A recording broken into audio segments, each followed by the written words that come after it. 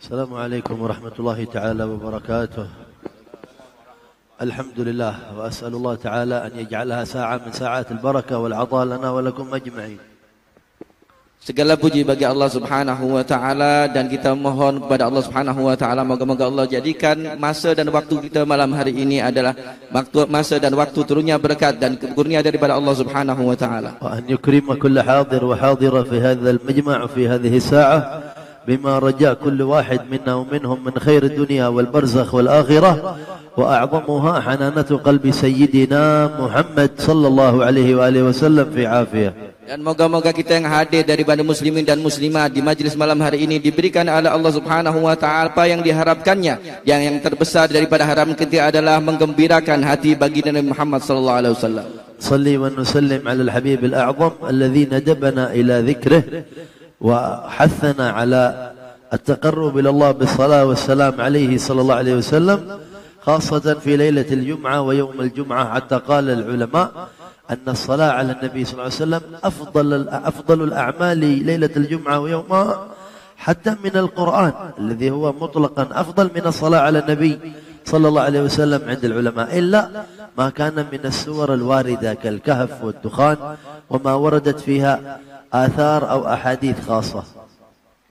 Dan selawat serta salam moga-moga terjulahkan ke atas baginda Muhammad sallallahu alaihi wasallam di mana Allah Subhanahu wa taala telah perintahkan kita untuk berselawat ke atas baginda dan baginda memerintahkan kita untuk memperbanyakkannya di malam Jumat dan di hari Jumat.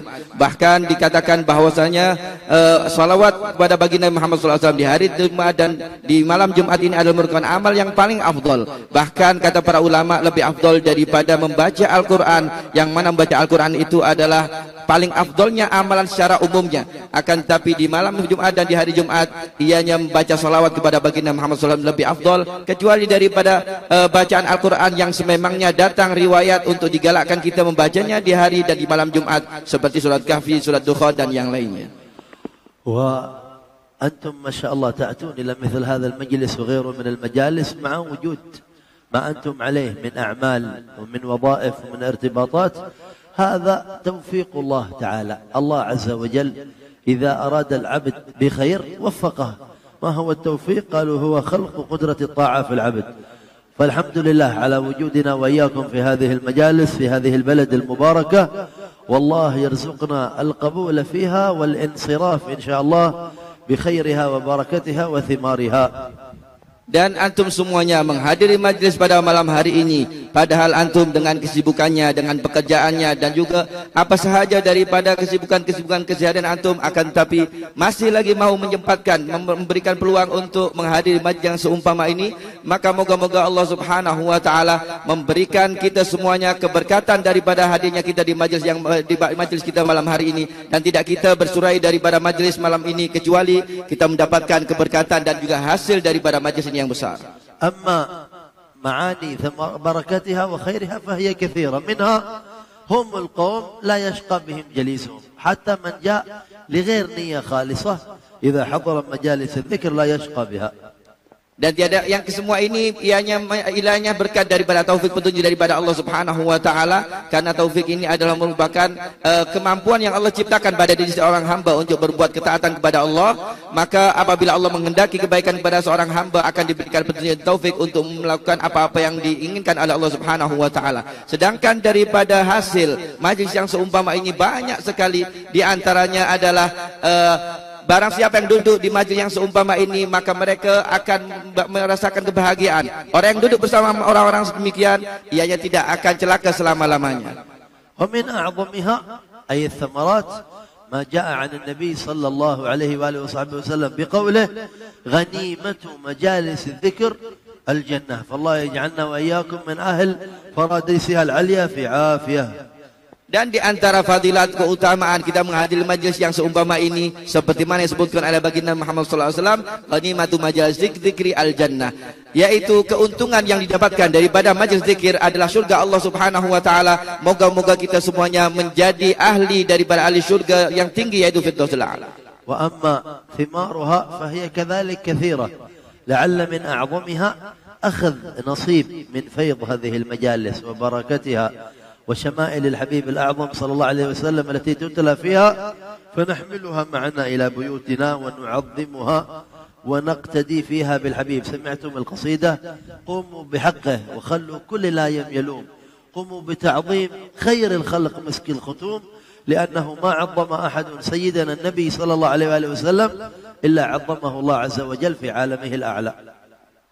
Dan banyak sekali daripada manfaat serta buah dan hasil daripada majlis yang seumpama ini, di antaranya kita mengambil keberkatan dan juga mengambil bahagian daripada apa yang kita adakan, kita baca dan kita dengarkan daripada majlis yang seumpama ini, daripada sifat-sifat mulia baginda Muhammad SAW. Kita membawanya sebagai bekal kita pulang ke rumah untuk kita teladani dan kita contohi daripada akhlak mulia baginda Muhammad SAW, sehingga seperti mana juga disebutkan di dalam qasidah yang kita baca sebentar tadi, bahwasanya bangkitlah kalian untuk mengikuti daripada mencontohi baginda Muhammad SAW, kerana tidaklah mereka mencontohi baginda Muhammad SAW dan juga mengagungkan baginda Muhammad SAW, melainkan orang-orang tersebut akan diagungkan di sisi Allah Subhanahu wa taala. Kana sayyiduna Nabi Muhammad sallallahu alaihi wasallam alyana an-nas bassaman dhahaka.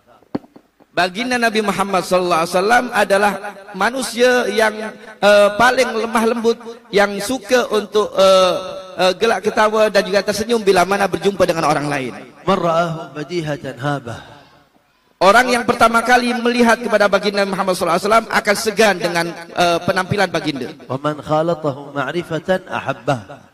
Dan barang siapa telah mengenal agak lama dengan baginda Muhammad SAW pasti akan cinta kepada baginda. Ya fi wasfihi al-karim sallallahu alaihi wasallam annahu taraka an-nas min thalathati umur.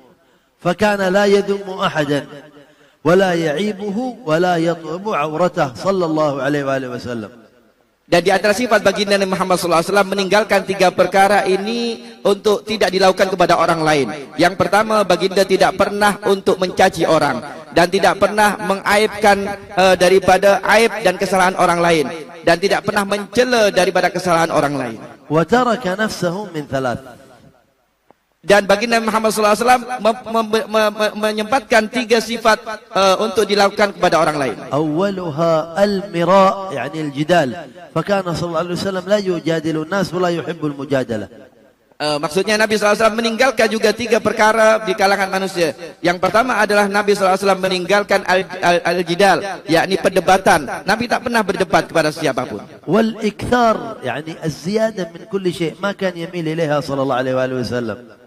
Yang kedua adalah memperbanyak di dalam sesuatu perkara yang halal. Nabi SAW tak pernah berlebihan di dalam melakukan segala sesuatu apa yang menjadi keperluan baginda. Wa ma la ya'ni, la yanzur sallallahu alaihi wasallam fi ma la ya'ni. Wa lihadha ja' fi a'la ma'ani darajat al-husn al-islam.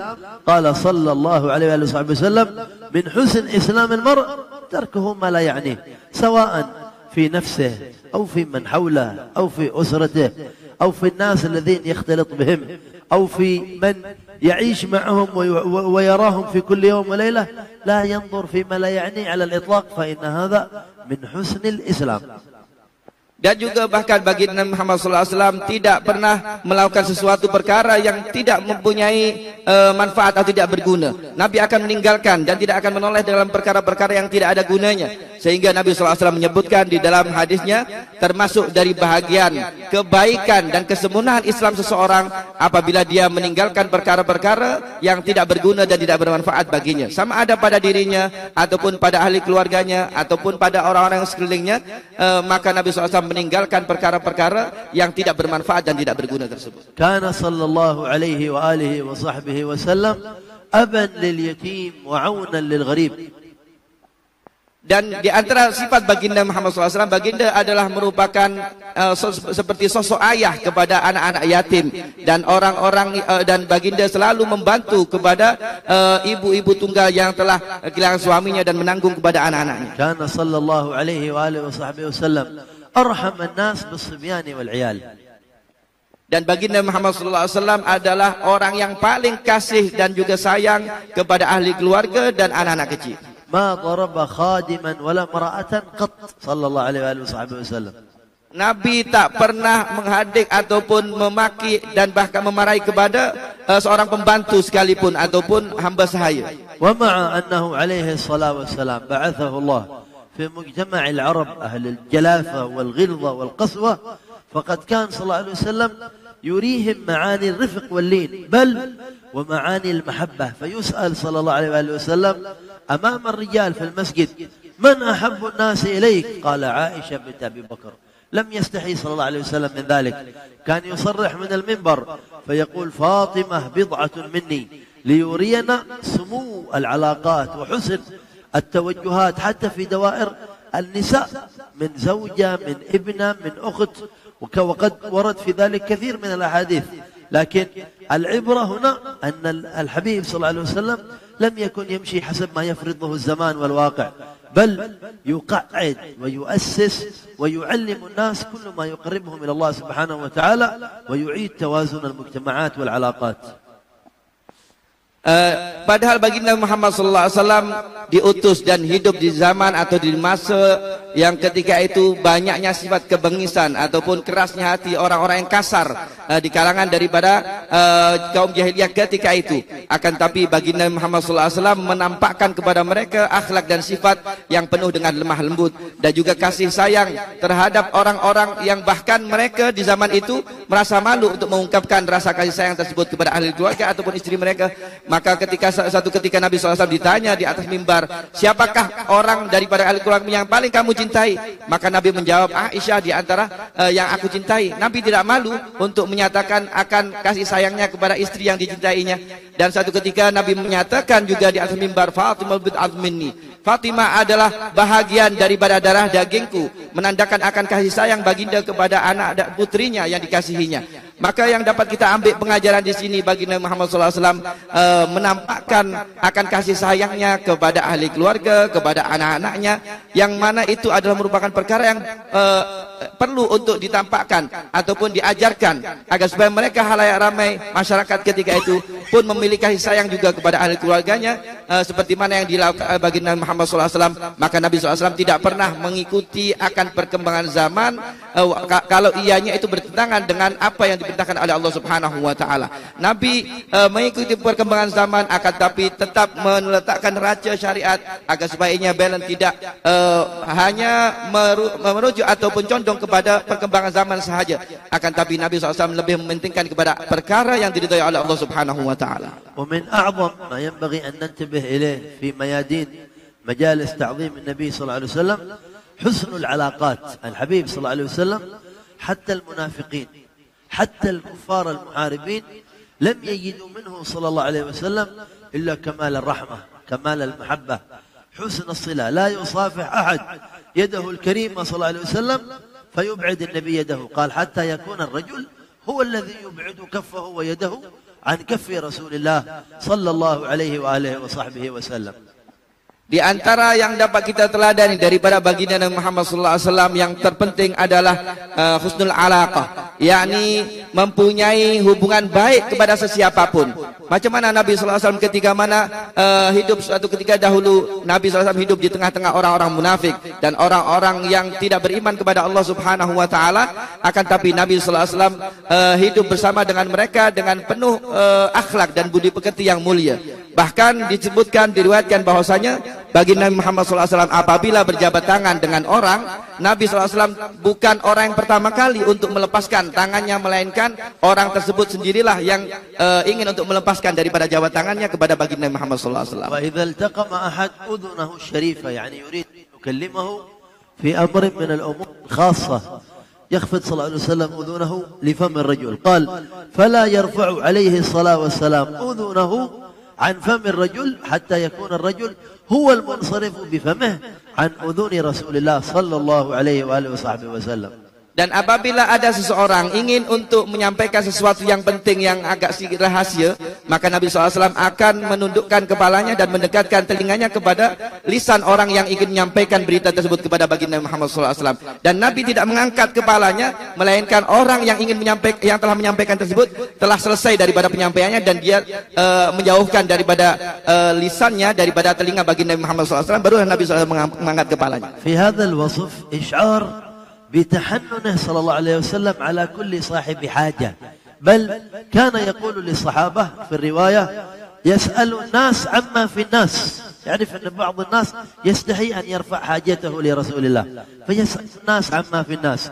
إذا سمع بمريض عاده، إذا سمع بجنازة سارع إلى حضورها. بل ومن صفته صلى الله عليه وسلم أنه وسع الناس فكان لهم أبد، وكانوا عنده في الخير في الحق سواء صلى الله عليه وآله وصحبه وسلم.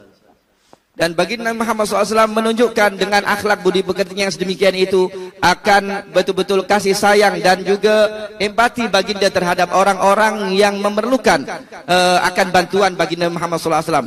Bahkan di antara sifat baginda Muhammad SAW, baginda adalah sosok manusia yang seringkali menanyakan kabar berita akan orang-orang yang sekelilingnya tentang apa yang berlaku kepada mereka.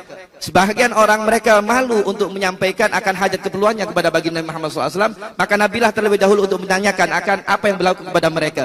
Bila mana didapati ada orang yang sakit, Nabi bersegera untuk menziarahinya. Bila mana Nabi SAW mendapati ada orang yang meninggal dunia, Nabi SAW akan bersegera untuk melayat jenazahnya ataupun mengikuti jenazahnya. Dan begitulah di antara sifat baginda Muhammad SAW. Nabi SAW sangat mengambil berat dengan keperluan-keperluan orang lain. يقول في الرواية لا يحسب أحد أن أحدا أكرم عليه منه، يعني كل واحد من الصحابة حول النبي صلى الله عليه وسلم يرى أنه أقربهم إلى قلب رسول الله وأحبهم إلى رسول الله. لماذا؟ لكثرة تحننه في أن يعطي كل واحد منهم بنصيب. قال في الرواية يعطي كل من جلسائه بنصيب لا يحسب أحد أن أحدا أكرم عليه منه. هذا يشعر بكمال حنانته صلى الله عليه وسلم بالتعامل مع كل من يخالطه من حوله صلى الله عليه وآله وسلم، وعلى أعلى المراتب أصحابه الكرام عليهم رضوان الله تعالى جميعا. Dan Nabi SAW menyamaratakan antara hak-hak setiap daripada orang-orang yang sekelilingnya. Nabi tidak mendahulukan mungkin yang lebih kaya dan lain sebagainya. Akan tapi Nabi SAW menyamakan di dalam mereka yang memerlukan kepada baginda Muhammad SAW. Bahkan setiap para sahabat itu mereka merasa bahawa dirinya lah orang yang paling dikasihi dan disayangi oleh Nabi SAW. Kerana bila mana Nabi SAW memberikan pemberian kepada setiap para sahabatnya, maka setiap para sahabat merasa bahawa tidak ada orang yang lebih banyak mendapatkan pemberian daripada Nabi SAW melebihi daripada dirinya, sehingga dia merasa bahwa dirinya adalah orang yang paling disayangi, orang yang paling diperhatikan oleh baginda Muhammad SAW. Begitulah layanan baginda Nabi SAW kepada seluruh orang-orang yang bersama dengan baginda. Kana sallallahu alaihi wasallam tawil as-samt, qalil al-kalam, nazaruhu ila al-ard akthar min nazarihi ila as-sama' sallallahu alaihi wasallam. Nabi SAW lebih banyak berdiam diri. Nabi tidak berbicara melainkan perkara yang penting sahaja. Sikit berbicara kecuali perkara-perkara yang penting. Dan Nabi SAW sering melihat kepada ke arah bawah, artinya tanah, lebih banyak daripada menegadahkan pandangannya ke atas langit. La yashmutu bi musibah wa la yadhkuru ahadan bi ghibah sallallahu alaihi wasallam. La yashmutu bi musibah. Nabi SAW tidak pernah diam disebabkan kerana adanya musibah, artinya daripada kebaikan. Dan Nabi SAW tidak pernah berbicara dan bercakap akan perkara-perkara yang berkaitan dengan orang lain ataupun disebut dengan ghibah. Huznuhu fi qalbihi, rasa huzun, yakni kesedihan yang didapati oleh baginda Muhammad SAW hanya terletak dalam hati baginda. Nabi tak pernah menampakkan kepada orang lain. Syughluhu bi rabbih sallallahu alaihi wasallam, dan kesibukannya hanya dengan urusan dia dengan Tuhannya sahaja. Hatta fi salatih a'zam sila billah ta'ala fil ibadah, yaqul sallallahu alaihi wasallam, inni la adkhulu fi salah uridu an utilaha lima yajid min al halawa ma'a Allah fil khitab. Qal fa asma'u buka' as-sibyah فأتذكر وجد أمهاتهم فأخففها لأجل ذلك صلى الله عليه وآله وسلم. Bahkan di dalam salat, yakni di dalam ketika Nabi SAW berhubungan langsung dengan Allah Subhanahu Wa Taala, ketika mana Nabi SAW mengatakan, aku ingin untuk panjangkan salatku, ketika mana aku mendengar tangisan daripada budak kecil, maka aku ringankan dan aku percepat salatku demi untuk supaya orang tuanya mereka dapat untuk menolong kepada bayi tersebut. Ini merupakan perhatian baginda kepada orang-orang sekelilingnya. Sari'ur ruju', kathir al-khudu' sallallahu alaihi wasallam, كريم المراجعة. إذا رجع في أمر يسرع صلى الله عليه وسلم أن يرجع إلى ما فيه صلاح الناس ونفعهم، حتى يقال في الرواية ما خير بين أمرين إلا اختار أيسرهما ما لم يكن إثما أو قطيعة رحم. Di antara sifat baginda Muhammad SAW, Nabi SAW bersegera untuk menunaikan daripada hajat dan juga permohonan daripada orang yang meminta kepada baginda Muhammad SAW. Dan Nabi akan memilihkan satu perkara yang paling mudah kepada orang-orang yang di sekelilingnya, sehingga dikatakan tidaklah Nabi SAW diberikan pilihan dua pilihan, melainkan Nabi SAW akan memilih yang paling mudah, kecuali perkara tersebut adalah perkara yang bertentangan dengan syariat Allah Subhanahu Wa Taala ataupun ianya berkaitan dengan memutus tali silaturahim. وهذا الموسم الكريم موسم ربيع الميلاد ما يدخل هذا الشهر إلا وترفرف رايات المحبة في قلوب المؤمنين ويتشوقون ويستعدون ويرغبون. جعله الله رمز كما جعل للحج أشهر وجعل للصوم أشهر وجعل لكل شيء وقت. جعل الله للمحبة رايات وجعل لها علامات وجعل لها مواسم، من أعلاها في السنة كلها مواسم ربيع الأول. الله يغنمنا فيه إن شاء الله طاعته وكثرة ذكر نبيه صلى الله عليه وسلم في عافية. Dan kita sekarang ini telah berada di musimnya, waktunya kita menyemai kembali akan mahabbah, cinta kita ke atas baginda Muhammad SAW, yaitu dengan datangnya bulan Rabiul Awal. Setiap ibadah itu ada musimnya. Haji itu ada bulannya, puasa pun ada bulannya. Dan bulan ini adalah bulan untuk sebab kita meninggikan daripada bendera kecintaan kita ke atas baginda Muhammad SAW. Untuk kita menambahkan rindu kita ke atas baginda Muhammad SAW. Untuk menyemai rasa cinta kita kepada baginda Muhammad SAW. Moga-moga Allah Subhanahu Wa Taala memberikan kepada kita keberkatan bulan yang mulia ini. يقول شيخنا الحبيب أبو بكر العدني بن علي المشهور عليه رحمة الله تعالى: كل ما زاد فرحك بشهر ربيع زاد مددك من هذا الحبيب صلى الله عليه وسلم. لماذا؟ لأن النية الصالحة تؤثر. إذا جاء الإنسان وفرح، ليش يفرح بربيع؟ ماذا يوجد في ربيع؟ هذا الشهر الذي برزت فيه ناصية سيدنا محمد، الشهر الذي تكثر فيه المجالس، الشهر الذي تكثر فيه الاجتماعات المباركة. يفرح بهذا، معنى أن قلبه ووعاءه وإناءه يتهيأ. إذا تهيأ اتسع لأن يأخذ نصيب أكبر. فالله يجعل لنا نصيب وافر إن شاء الله من هذا الشهر وبركته وبركة هذا الحبيب صلى الله عليه وآله وصحبه وسلم. Dan beliau mengatakan bahwasanya Al-Habib Abu Bakar Al-Adil Masyhur, guru beliau mengatakan, bila mana datang bulan Rabiul Awal ini, apabila semakin gembira seorang hamba menyambut akan kedatangan bulan ini, maka akan semakin besarlah apa yang akan didapati daripada rahasia dan juga keberkatan baginda Muhammad SAW kepadanya. Disebabkan kerana apa? Kerana apabila seseorang itu ianya bergembira dengan masuknya bulan Rabiul Awal, disebabkan karena mungkin dia mendapati semakin banyak majlis-majlis yang disebutkan di situ daripada sirah sejarah baginda Muhammad SAW, maka akan semakin luaslah daripada hatinya untuk menadah pemberian-pemberian daripada Allah Subhanahu Wa Taala, sehingga dia akan mendapatkan banyak pemberian-pemberian daripada Allah Subhanahu Wa Taala. Moga-moga kita semuanya mendapatkan bahagian yang besar daripada masuklah bulan-bulan yang mulia ini. Wa min al-'ilal an takun المجالس وشهر ربيع والمواسم الطيبة عادة من العادات. يوم كذا نحضر هنا، يوم كذا نحضر، نية صالحة ولا حسن نظر فيما يقرب إلى الله. لا، هذا ما هو شأن المؤمنين. المؤمن يقظ القلب، يفكر من دخول الشهر. إنما الأعمال بالنيات. ما نيتي؟ نيتي أن أكثر ذكر الله، أن أحسن عبادتي وصلاتي، أن أوسع دوائر قدوتي برسول الله في بيتي، في أسرتي، في نفسي، في من يجالسني، في عاداتي، في عباداتي، في معاملاتي. لماذا؟ لأنني من أمة هذا الحبيب، أريد أن أقرب إلى الله. وإذا فتح الإنسان على نفسه باب النية الصالحة أتاه الإمداد وأتاه الخير وأتاه التوفيق ورآه من الله عجائب كيف يمده الله بمدد الرعاية ومدد العناية، وتنفتح له أبواب الخير. وأسعد الناس من اقتدى بهذا الحبيب صلى الله عليه وسلم في كمال أحواله. Dan di antara kekurangan yang hendaklah kita perbaiki daripada kekurangan kita, jangan sampai kita bila mana datang bulan Rabiul Awal ini, ianya menjadi bulan-bulan yang datang seperti mana tahun-tahun yang lepas menjadi kebiasaan sahaja.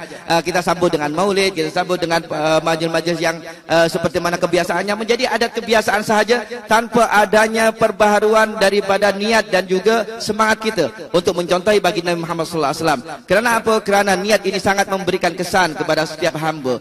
Bila mana seorang itu mempunyai niat yang baik, maka Allah Subhanahu Wa Taala akan berikan pertolongannya untuk mewujudkan apa yang diniatkannya. Niatkan bila mana masuk bulan Rabiul Awal ini untuk kita semakin memperbanyakkan pengetahuan kita kepada baginda Muhammad SAW, agar supaya kita dapat meniru dan mencontohi setiap akhlak mulia dan perilaku baginda Muhammad SAW di dalam kehidupan kita, di dalam ahli keluarga kita, di dalam kita bermuamalat dengan orang-orang sekeliling kita, di dalam ibadah kita kepada Allah Subhanahu wa taala, dapat mencontohi kepada baginda Muhammad SAW.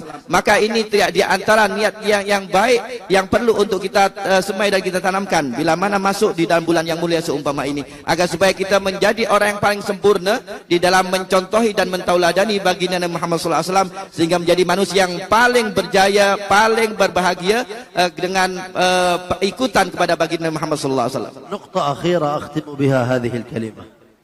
Yang terakhir beliau akan menyampaikan dengan kalimat yang akan disampaikan. من آكد ما نحتاج إليه كمؤمنين وكمجتمعين في مجالس الذكر ومستقبلين لشهر ربيع إحسان الصلات فيما بيننا مع بعضنا البعض. الإنسان في أسرته، في قرابته، في المسلمين من حوله، في غير المسلمين ممن يخالط.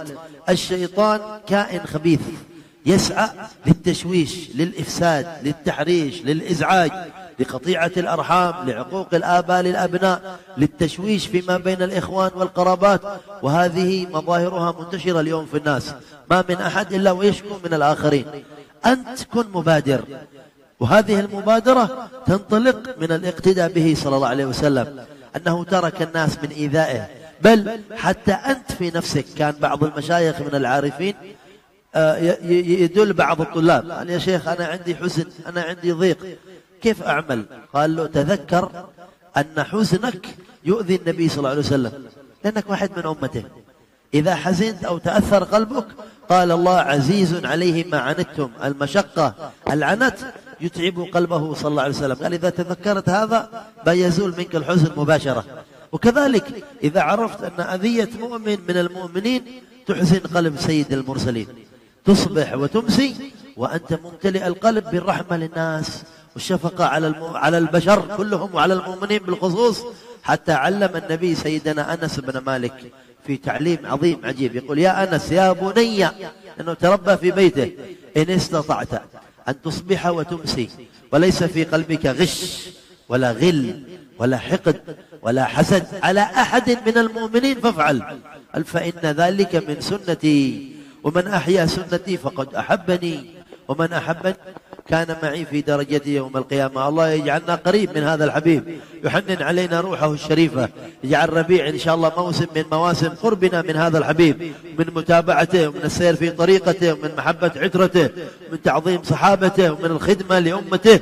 اللهم وفر حظوظنا وأقسامنا من هذا الشهر وعطاياك في هذا الشهر ومواهبك الكريمة لمن أحببت وقربت من عبادك الصالحين برحمتك يا أرحم الراحمين. بارك اللهم في هذا المصلى، صلى الأبرار، وفي دائرة التوفيق ومن حولها، واجعلنا من أهل التوفيق، وبارك في كل منشد وفي كل حاضر، في كل سامع، في كل مرتب، وفي كل من وفد ونيته فرح قلب سيدنا محمد. واجعل عرض هذا المجلس على الحبيب الأعظم عرض التشريف والتبجيل والمهابة التي يسر بها قلبه الكريم، فننصرف إن شاء الله بذنوب مغفورة وعيوب مستورة وصدور مشروحة وحاجات مقضية في الدنيا والبرزخ والآخرة، والحمد لله رب العالمين والعفو منكم.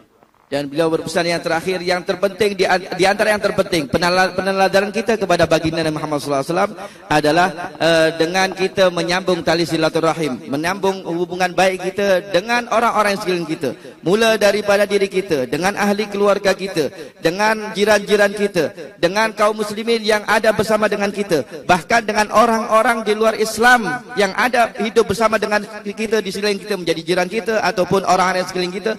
Maka kita perbaiki daripada hubungan kita dengan mereka. Maka begitulah yang dicontohkan oleh baginda Muhammad SAW. Kan Nabi SAW menjalin silaturahim kepada siapapun orang-orang yang di sekelilingnya, terlebih lagi orang-orang yang beriman. Dan usahakan jangan sampai kita mempunyai rasa dendam kepada orang lain, ataupun mempunyai buruk sangka ataupun hati yang tak baik kepada orang lain. Mulakan walaupun untuk dengan diri kita. Satu ketika ada seorang murid bertanya kepada seorang syekh. Dia mengatakan, wahai syekh, aku sekarang ini tengah dalam keadaan susah, tengah dalam keadaan sedih. Macam mana aku nak lupakan kesedihan dan kesusahan aku?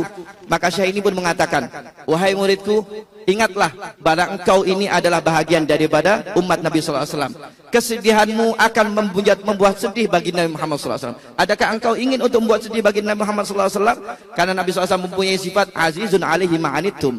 Nabi akan bersedih dengan kesusahan yang ditimpa oleh umatnya. Engkau adalah salah satu daripada umatnya, maka akan menjadikan Nabi sedih bila mana engkau sedih.